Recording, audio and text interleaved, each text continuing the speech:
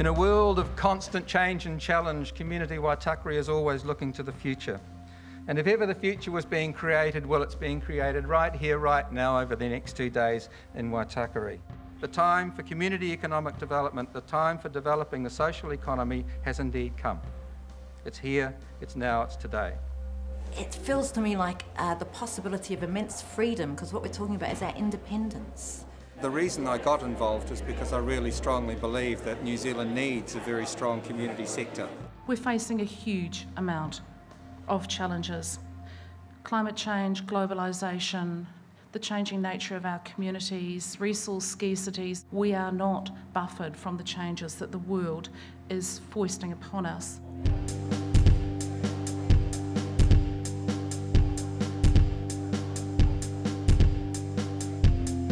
What can we learn from all the experiences in this room and in this conference, so many groups, and the histories of some of our groups and what has happened to us over the last 10, 20 or 30 years. It is critical. Why we've got to where we've got to today is because of specific people in specific places.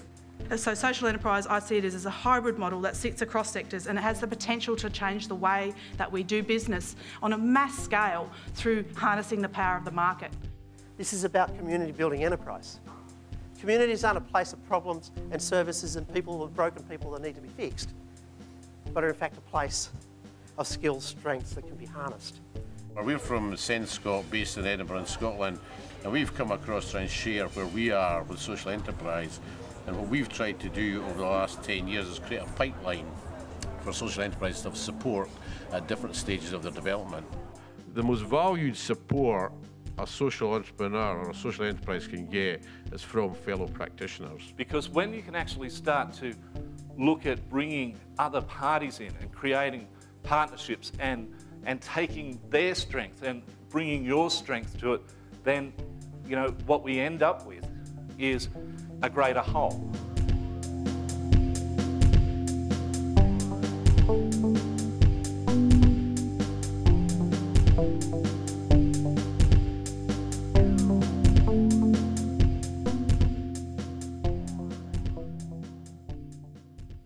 The assets, the cultural resources, and they might be in the history, the heritage, the language, the people, the culture, the stories, the myths, the legends, the buildings, the natural landscape. It's all around us, and every community has them. I think democracy is the basis of good, strong communities, and if communities are going to take charge of their own economic development, they need to understand how their community works, be linked together, and be prepared to kind of push the boundaries and demand what they need.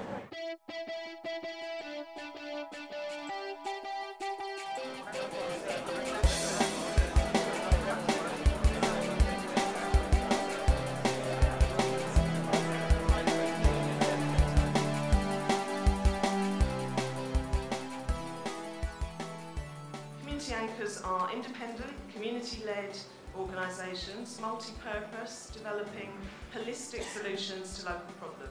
I think there's been a recognition of the benefits of community asset ownership in broad terms for communities, but also for capitalising the third sector.